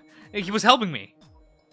Jenna continues to try and pull Raven continues to try to pull Jenna towards the door, but she continues to struggle. I was having a nightmare. Jenna's struggling, losing some of its vigor, but she continues to snarl in Carl's direction. Raven, please get her out of here. The shadow around Jenna seems to shrink, and her face shows some doubt as she stares at the crumpled form of Carl. They say crumple a lot in this one. I like that. After a moment, she seems to let the husky lead her from the room, and I hear soothing tones from Raven as he leads her down the stairs. It's not Chase POV. I mean, sometimes it is, sometimes it isn't. You know how it is. I turn back to Carl, who has his arms around his head, a face still buried in the ground. After a while, I see his shoulders heaving with sobs. Gently, I pull one of his arms back, and he looks up at me. This time, I recognize his face. Only this time, though. I sit next to Carl on the bed, mopping up his face with the bloodied button-up shirt. He sits there silently, looking at his hands while I work. At least nothing's broken. Dude, what happened? I'm not sure if he's talking about what happened with Jenna or just everything. I've been asking the same question since we got here. He looks at his hands again. I felt different. I sit back and look him over, satisfied with having cleaned up most of his face. You were acting different too. I felt like I knew everything. I knew what I was doing. You were acting really confident. I agree and set the bloody shirt off to the side. When I look back at him, he seems so sad and beaten down that I have to hug him. Dude, you're gonna make me start crying again. His voice cracks, but he hugs back anyway. I'm just glad you're back. I felt like I was talking to a stranger. Carl leans against me and sighs. I don't know if I'm glad, though. It's like I just came down from a huge high. I rub his shoulders for a while before I venture forward with a guess. Was it James? I don't know. maybe. Carl looks at his hands again, like he's, excuse me, questioning if they're even his. I just felt like I knew what I wanted, and when things didn't go that way, I thought they would. I'd get really pissed. He's silent for a while, I imagine, contemplating what he just gone through. Jenna really isn't acting like herself either. Are you sure? I don't know.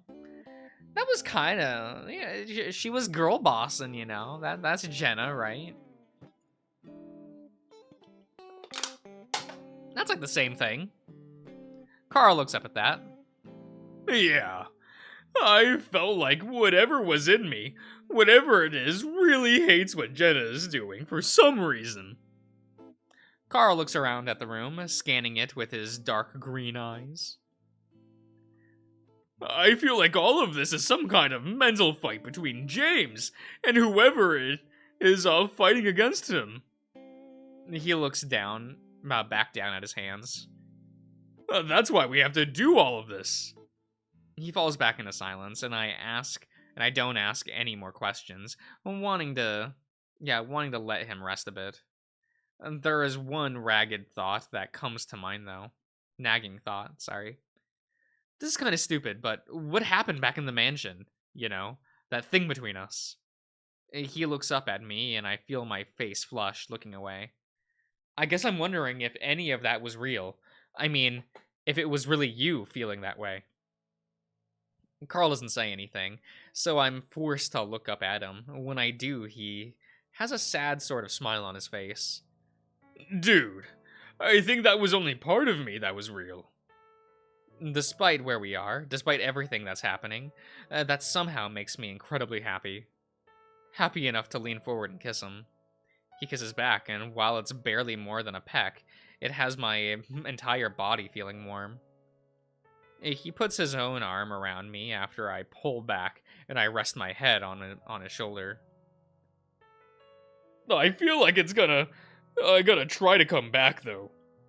I look at him. What, James? Whatever it is, I can already feel it. Like it's on the edge of my mind. Do you think you can fight it? Carl sighs, then looks at me. Should I? What do you mean? I mean, it made me feel amazing. Like I could do anything. Maybe we need that. And I frown. I don't know. Not only that, but I feel like I knew what to do. It might save us. He stares back into my eyes. I know it's not really me, but it'll probably only be for the time that we're here. I look away, thinking. Then, I'll be back to my old self. He squeezes my shoulder. But it's important to me that you think we're in this together.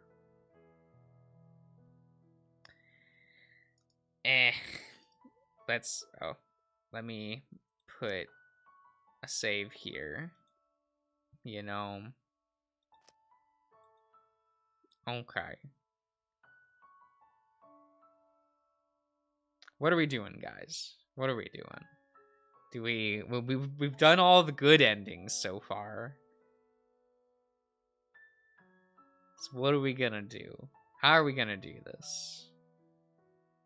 What are we doing, guys?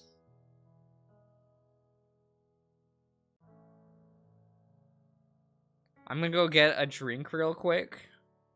So I will come back. I'll be back. In just a minute. I'm actually gonna go piss, but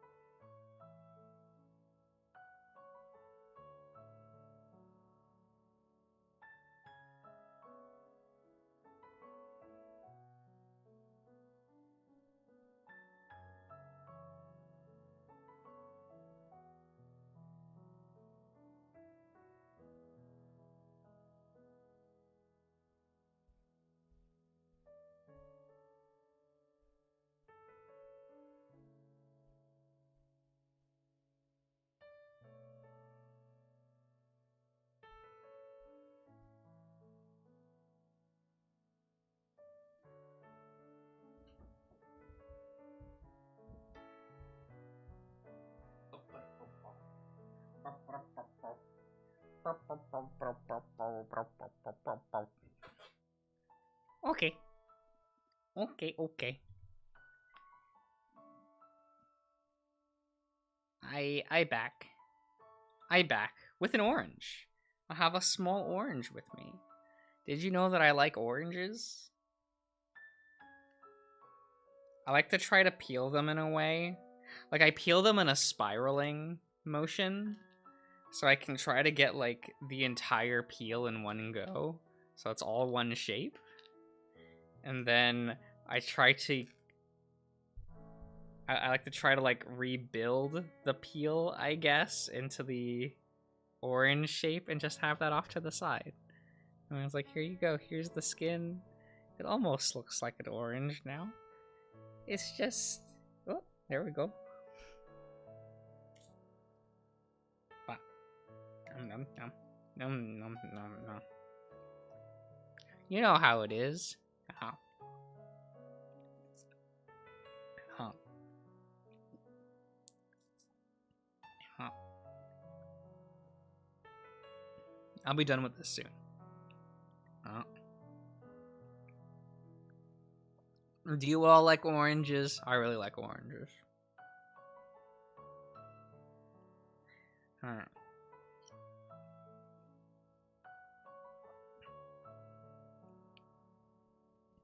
I like how I can throw them at people and then they're still edible. You know.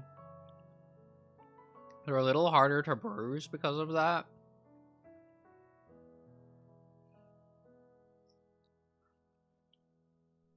Like, you know, with an apple, right? Like, apples are nice, but when you throw them at someone, they're, like, immediately bruised. And that's, like, that's so inconvenient. But it is what it is.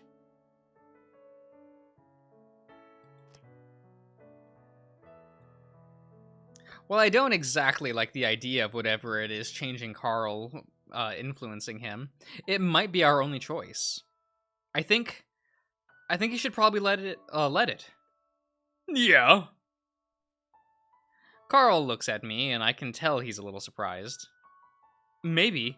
It's basically trying to help us, right?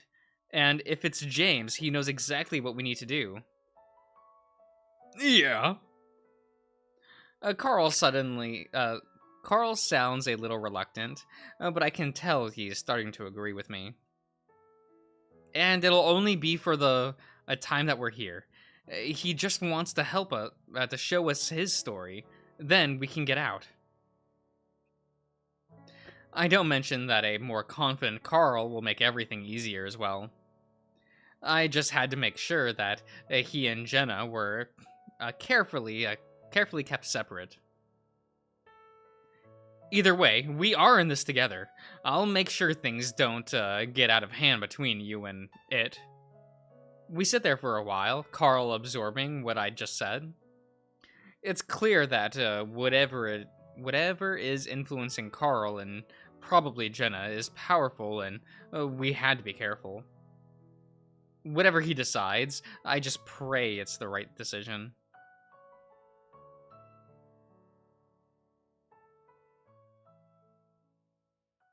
I wake up groggily, my head throbbing a bit from laying on the stiff pillow. Like the last time I woke up, it takes me a while to realize where I am. And just like last time, I get a sinking feeling in my stomach that when I realize where that is. I lay on my side, staring at the wall in front of me, watching shadows dance along the log bumps. It's depressing, though, not as much as the last time. At some point, I guess I realized that there wasn't much I could do. Just go with it and hope everything comes of it. At least there seems to be a goal in mind of whatever has control of this. Whatever it was. Suddenly, I feel an arm slide over my hip and I stiffen. A Carl breathes into the back of my neck. What's up? I shiver as he breathes against my neck. Nothing, just thinking. About? A bunch of things. Carl suddenly squeezes my ass hard. I yelp and jump as he chuckles. Dude, what the hell? I whisper, trying to keep my voice down for a fear of Raven and Jenna hearing, especially Jenna. Carl doesn't say anything, choosing to nuzzle the fur on the back of my neck while he grinds his hips against me. I guess it's okay since we sort of made things official, question mark, last night. Still, his behavior feels like it's coming out of nowhere. Are you okay? He chuckles. Yeah, everything's fine now that I've got a tight ass here in front of me. I turn my head and squint back at him. Are you acting like this because of James, or because you're just trying to be more confident? Carl just gazes back at me with half-lidded eyes before he starts wagging his brows. I turn away again and lay my head on the pillow. Well, I think you're trying too hard. Just let me come natural. Carl dives in again and starts nuzzling my neck, or running his hands over my body. I writhe and try not to laugh, but it's no use, and soon I'm letting out a full guffaws. Guffaws. Wait! Stop! He doesn't let up though, and it's not until we hear voices drifting from downstairs that we do stop. It sounds like Raven, but I'm still sure he's talking to Jenna. I roll my back in Carl's arms and turn my head to him. We gotta keep it down. I'm reminded of our situation when I see some flakes of blood around Carl's nose and the big splotch on his shirt. I guess we're being a little loud. Yeah, how's your nose? Carl automatically raises a hand to touch his nose. Meh, I'm fine. All right. I lay there in silence for a few seconds, feeling like the moment is kind of ruined. I look again at the wall, remembering that we should be looking for something instead of messing around like this. Looking for something. Not sure. Hey, we should be finding something, right? Carl lazily starts drawing circles on my chest with a finger. I mean, didn't that ghost ancestor, whatever it was, tell you we needed to find stuff? Carl rubs his nose. Yeah. In the last place we were in, at least. I guess it would be the same place, the same for this place, right? Unless it was what we already burned up. Yeah. Carl lays there quietly, thinking. Well, I think I might try to look downstairs. You want to stay up here and look around? No, I guess. I want to get the other two to start looking too. The threat of Jenna hangs heavy in the air, and the way we're both obviously avoiding it makes it all the heavier. What about your ankle? I flex it around. The twinge a lot less sharp now, though the stiffness feels even worse. I think I'm okay. Let me try it out. Okay. Carl holds me for a while longer, giving my neck one last nuzzle before letting me go. I sit up and swing my legs over the side of the bed, pressing my foot to the floor. The twinge that runs through my ankle is minuscule. Standing up, I'm able to put some pressure on it before it hurts too much. The problem is that I can't bend the joint at all, leaving me with an obvious lumbering limp. I think I'm okay. Sure you don't want to ride on my back? Down the stairs, at least. I consider it, but I don't really want him and Jenna anywhere near each other, especially after what she might have heard just now. Nah, I want to test it out a bit more. I turn my head to look back at Carl. His brows are raised at me, like he doesn't really think I can do it. I'll call you if I need help, okay? Carl purses his lips. All right. The trip down the stairs is ponderous and awkward. I'm probably allowed to, because when I reach the bottom, I find both Jenna and Raven already staring at me. Hey. Jenna doesn't say anything, continuing to watch me.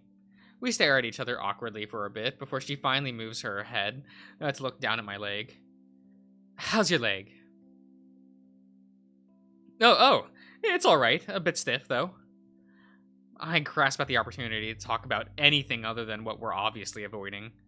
I think I should be able to walk normally. Maybe in a few days. Hopefully in a few days we'll be out of here, so you can do that. Yeah. Jenna is definitely not herself right now. Her eyes are vacant, dull, and it's hard to explain, but the lack of mischief and a compassionate look that I'm used to seeing. Her voice is weird too. It's deeper, more husky. We'll be out of here by then. Raven says it with a grin on a grin as he leans back in the chair he's sitting in. Yeah, actually, I wanted to talk to you guys about that. About what? About how to get out of here. And how do we do that? Well, I was thinking that the last time we were able to unlock the door, all we had to do was find that letter.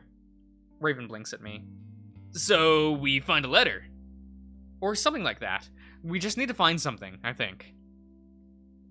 We did find something. I look over at Jenna. Huh? I said we did find something. Carl burned it. Oh, well, I don't think Carl burned it. He did. I pause. But there's gotta be something else. Or maybe whatever's doing this has a way of putting something else here. The others don't say anything. I don't know. But we can't just sit here, looking around and the least we can do. Where's Carl?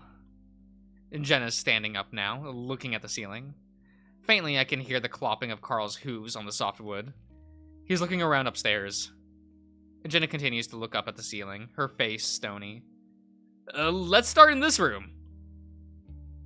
Raven stands up and starts walking along the wall, looking up and down the logs, prodding at the spaces between. Jenna's still looking up at the ceiling, and I worry that she's gonna try and go upstairs. Hey, Jenna, can you help me look around in the kitchen? Jenna looks at me. Huh? My ankle still kind of hurts. It'd be nice to be able to lean on someone if I need to walk far, like in the kitchen. Jenna pauses before moving over to my side. She stands there stoically, and I awkwardly wrap an arm around her shoulder. Thanks. Yeah. We amble slowly to the kitchen. Jenna stops in the middle of the room and waits. I guess I'll start with the cabinets. My voice goes up at the end, like I'm asking a question. Jenna doesn't say anything, so I stumble away from her, again awkwardly, before finding support on the wooden pantry. I hesitantly start opening some of the cupboards, feeling a lot less into the idea that I was just a few minutes earlier. Jenna stares out the window. So, were you okay? She finally looks back at me, frowning. I'm fine. Why? You're being really distant. Do you need me to stand next to you? No, I mean, you seem like you're not really here, mentally. I'm sorry. I open another pantry door to set a glass mug. Wait, to a set of glass mugs. Okay. Is it something to do with Carl? I know that Jenna's going through something similar to what Carl is. I just have no idea what's going on, what's doing it, or why. Unlike Carl, though, Jenna's thing isn't helping us. I don't have a problem with Carl. I mean, what you did yesterday. I just have a problem with the way he acts. He could do a lot if he puts his mind to it. It takes me a moment to realize that she's talking about what happened before. All of this. So you attacked him? What? No, that was something else. I turn around and finally see something familiar about Jenna. Some life in her eyes. Maybe all I have to do is talk about stuff before the whole warp to ghost dimension. I mean, he tries. He just has problems. Shouldn't a psychology major know that? Jenna looks away from me. I guess. But I'm not a therapist. So what? So I don't know. No, I mean, shouldn't anyone have sympathy? I'd have a little more sympathy if he'd actually try to get help. He has, but it isn't that easy. Again, I don't feel like I should be explaining this to someone who has 4 years of psychology under her belt. I tried to get help, but I didn't feel better for years. Jenna doesn't say anything. Carl's problems didn't really start until his first year of college. I keep pulling open okay, so that shouldn't be okay. My heart's sinking a little more each time there's nothing inside. I mean, yeah, he has problems before, but it's only getting worse for him. Well, it doesn't matter what I think about Carl right now. We're trying to find a way out of here, and screwing around isn't going to help. Jenna says it Jenna says it in such a way that I feel like it was supposed to be pointed. There's little doubt now that she heard us messing around upstairs. I sigh and reach up to pull open the last cabinet. He's not how you think he is. It's so quiet and deep, I'm not sure that it's Jenna that said that.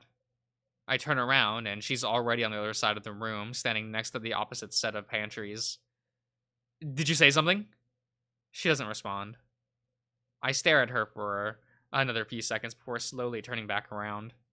The fur on the back of my neck prickles at the idea of turning back on her. I see, we're Xemnas now. Or Diz. Well, why did these damn ghosts have to be so subtle and cryptic? If that's what it is, of course. Seems like James has no trouble telling Carl about the whole clue-finding crap. Why couldn't they just tell him or even Jenna right now instead of just creeping me out? The kitchen isn't very big, so I run out of things to search through pretty quickly. All right, everyone. I actually have to I have to wake up early today, so we're going to stop there for now. I think that sounds all right. And we will, I don't know, we'll be able to finish Carl's route next time. I don't know. His last 2 days are really long for really annoying reasons, right? It is what it is. But that's all right. But yeah, like I said, well, we'll finish hopefully next time, but I actually just have no idea. I have no idea how long it'll take. It's all right. But I hope you've all enjoyed, and I'll see you guys around.